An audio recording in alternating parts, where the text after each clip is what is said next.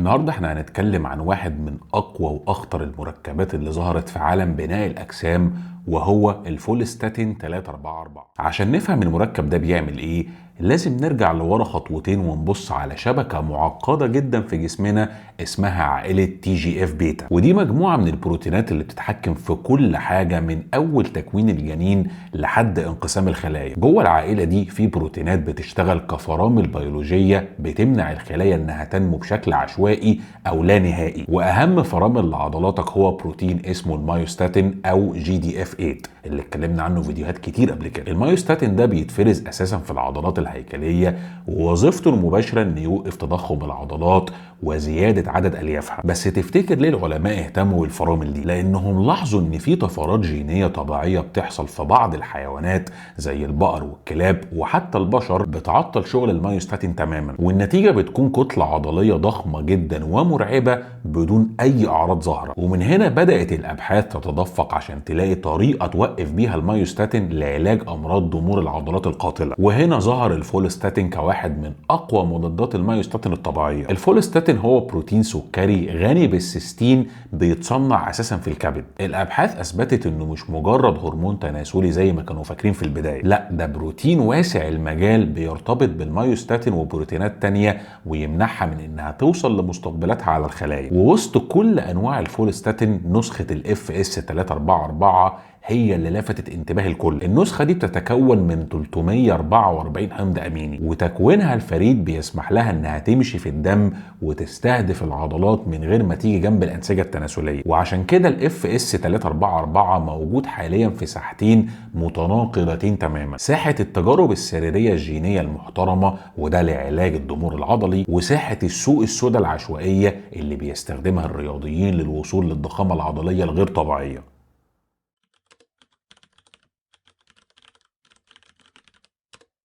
عشان نبني عضلات حقيقية لازم نفهم ان الموضوع مش مجرد حقن وخلاص. المايوستاتين مش بيبني العضلة بشكل مباشر، لكنه بيشتغل كمنظومة اعتراض دفاعية. في الوضع الطبيعي المايوستاتين بيمشي في الدم وبيروح يمسك في مستقبل اسمه اكت RIAB موجود على غشاء الخلايا العضلية. الارتباط ده بيشغل انذار جوه الخلية اسمه مسار اسماد. مسار الاسماد ده بيدخل نواة الخلية ويقفل الجينات المسؤولة عن بناء العضلات زي المايو دي والمايو 5، يعني بيعمل شلل تام لنمو العضل. هنا بقى بيتدخل الفولستاتين 344. هو بيشتغل كبروتين بيحضن المايوستاتين في الدم ويغلفه تماما قبل ما يوصل للمستقبل بتاعه، وبمجرد ما المستقبل ده يفضل فاضي مسار الاسماد بيقف والفرامل بتتشال والعضله بتدخل في حاله تضخم مستمر. بس الحقيقه ان قوه الفولستاتين مش بس في انه بيقفل المايوستاتين. التجارب اثبتت ان الفئران اللي ما عندهاش جين المايوستاتين اصلا عضلاتها بتكبر للضعف، لكن لما الفئران دي جسمها افرز فولستاتين بزياده عضلاتها اتضاعفت 4 مرات. طب ده معناه ايه؟ معناه ان الفولستاتين بيقفل بروتينات تانية هدامه زي الاكتيفين اي والجي دي اف 11. ومش بس كده، الفولستاتين بيشتغل بتناغم مرعب مع هرمون الاي جي اف 1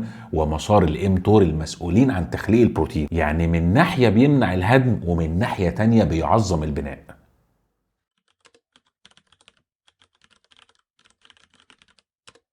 بالرغم ان المركب فكرته عبقرية وفعال جدا، لكن في فرق شاسع بين اللي بيحصل في المعامل الطبية وبين اللي بتشتريه من تاجر الهرمونات. مشكلة الفولستاتين ان عمره النصفي قصير جدا، يعني تقدر تقول كده حوالي ساعتين. وفي الطب السريري بيكون الحل في الحالة دي هو استخدام العلاج الجيني بفيروسات معدلة او AAV. الدكاترة بيحقنوا الفيروس ده في العضلة، والفيروس بيدخل جين الاف اس 344 جوه الخلايا العضلية ويخلي العضلة نفسها مصنع بينتج الفولستاتين بشكل مستمر وآمن جوه الدم. التجارب دي حققت نجاحات جبارة لمرضى ضمور العضلات، زي تجربة مرضى بيكر ماسكولار ديستروفي اللي قدروا يمشوا مسافات أطول بكتير في اختبار ال6 دقايق بدون أي آثار جانبية خطيرة على الأعضاء أو الهرمونات. على الجانب التاني بقى نلاقي الكارثة بتاعت السوق السوداء. البيبتايد اللي بيتباع للرياضيين مش متصنع في خلايا بشرية أصلا، ده بيتصنع في بكتيريا اسمها كولي. وبما إن البكتيريا دي كائنات بدائية فهي ما بتقدرش تعمل التعديلات المعقدة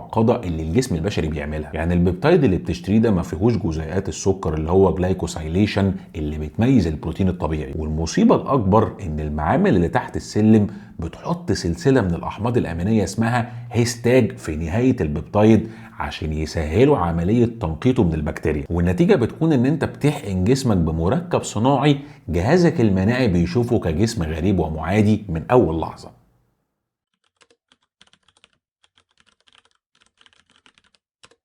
في حالة انك قررت تتجاهل كل اللي فات وتمشي في السكة دي، لازم تفهم ان البيبتايد ده هش وضعيف جدا زي كل البيبتايدات اللي اتكلمنا عليها على القناة لحد دلوقتي. بيجي في شكل بودرة مجففة بالتجميد، واي خطأ في تحضيرها بيدمرها تماما. البودرة دي لازم تتحفظ في درجات حرارة تحت الصفر، ولما تيجي تمكسها ببكتيريوستاتيك ووتر لازم تنزل المية على جدار العلبة بالراحة جدا، وممنوع منعا باتا انك ترج الفايل زي ما اتكلمنا في كل فيديوهات البيبتايدز اللي فاتت. وبمجرد ما تدوب لازم يتحفظ في التلاجة ويستخدم في خلال من 7 ل 10 ايام فقط. بسبب ان العمر النصفي للبيبتايد الصناعي ده حوالي ساعتين بس في الدم، الاستخدام بيكون حقن يومي تحت الجلد او في العضله بجرعات تتراوح من 50 ل 100 مايكرو جرام في اليوم. وعشان كده السايكل بتاعه لازم يكون قصير جدا، من 10 ل 30 يوم كحد اقصى، وده لسببين في منتهى الخطوره. الاول وهو ارتداد المايوستاتين او المايوستاتين ريباوند. جسمك مش غبي خالص، لما بيلاقي ان المايوستاتين مقفول تماما بيزود انتاجه بشكل جنوني عشان يرجع التوازن. اول ما تبطل الحقن فجاه، كميات المايوستاتين الجباره دي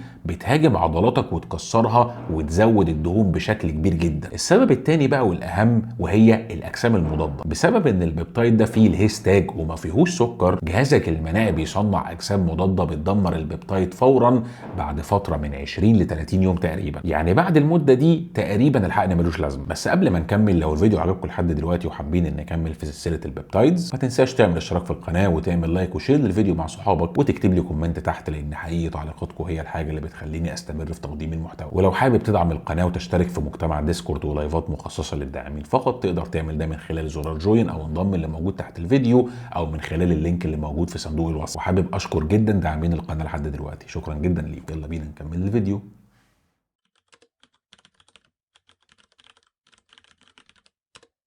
خلينا نكون متفقين ان اي نتائج سريعه ليها ضريبه لازم هتدفعها. المشكله ان النمو السريع جدا للعضلات بيعمل ضغط رهيب، فالرياضيين اللي بيستخدموا الماده دي بيعانوا من الم في العضلات شديد جدا بعد التمرين، وتصلب في المفاصل، واحتباس للسوائل جوه الانسجه العضليه. وده لان العضله بتكبر اسرع من المساحه اللي الغشاء بتاعها بيسمح بيها. وفي بعض التقارير المقلقه من لاعبي كمال الاجسام عن مشاكل في الرؤيه وتراكم سوائل تحت الشبكيه بسبب التغيرات السريعه جدا في سوائل الجسم. لكن الخطر الحقيقي والمباشر هو الغش. معامل منظمه الوكاله العالميه لمكافحه المنشطات او الوادة فحصت 17 منتج بيتباعوا على انهم فولستاتين 344، والنتيجه كانت ان 9 بس منهم كان فيهم الماده دي، الباقي كان مضروب ومخلوط بمواد تانية ارخص زي الام جي اف او الجي اتش ار بي 2. انت متخيل الكارثه؟ انت بتحقن نفسك مواد بتلعب في الغده النخاميه وهرمون النمو وانت ما تعرفش، وممكن تدخلك في مقاومه انسولين حاده. وللرياضيين التنافسيين اكتشاف الماده دي في التحاليل بقى شيء سهل جدا ومؤكد. الوادة بتدور على الهيستاج الصناعي في البول وفي الدم، وبيقدروا يكشفوه بتركيزات ضئيله جدا بتوصل ل1 نانو جرام في الملي لتر.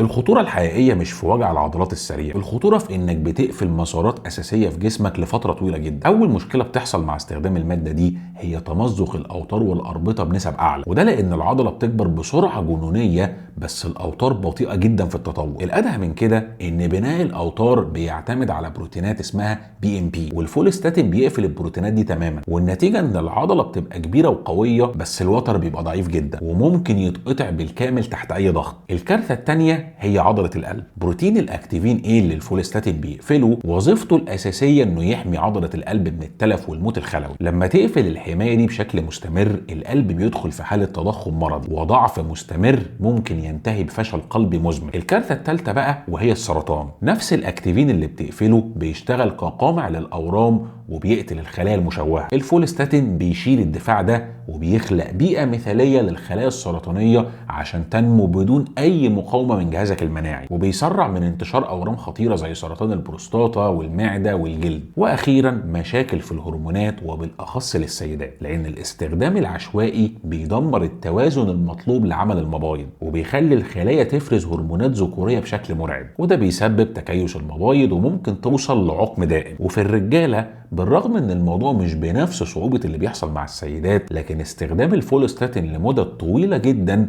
بيأثر على تكوين الحيوانات المنوية. خد بالك لان التلاعب بالفولوستاتين بدون اشراف طبي يعتبر مؤامرة، لو انت مش قدها ما تدخلهاش. وفي النهاية لو حابب تعرف اكتر عن تاريخ كمال الاجسام والمواد اللي كانوا بيستخدموها الابطال زمان، فانصحك ترجع تتفرج على الفيديو ده. بس كده، ده الموضوع اللي كنت حابب اتكلم فيه النهارده. شكرا ليكم يا شباب، والسلام عليكم ورحمة الله وبركاته.